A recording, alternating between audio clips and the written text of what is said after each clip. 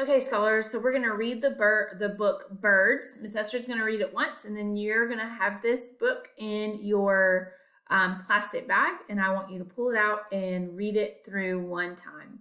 All right, so again, Miss Esther's going to read it, and then you have this book in your Ziploc bag, and I would like for you to pull the book out and read it after we get done. So let's get started. Birds. This is a bird. All of these are birds too. Some birds are big. This bird is as big as a man. Some birds are little. This bird is as little as a bug. These are wings. All birds have wings. Many birds can fly. These birds can fly with its wings. Some birds can fly. This bird can fly with its wings. These are feathers. All birds have feathers.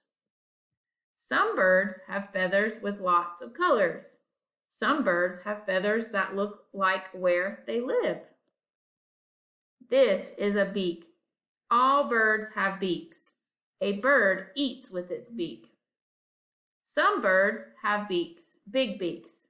Some birds have little beaks. Some birds will eat seeds. Some birds will eat animals. This is an egg. All birds have eggs. The eggs can be all of these colors. Many birds have eggs in a nest. Some birds do not make nests.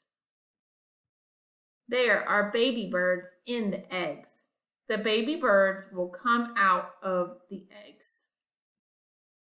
The baby birds live in the nest. The mother bird will get them food to eat. Birds can be big. Birds can be little. Some birds can fly. Some birds don't. All birds have wings and feathers. All birds have beaks and eggs. Awesome job, scholars. All right, so you're going to pull that book out of your Ziploc bag, and now I want you to read that book independently.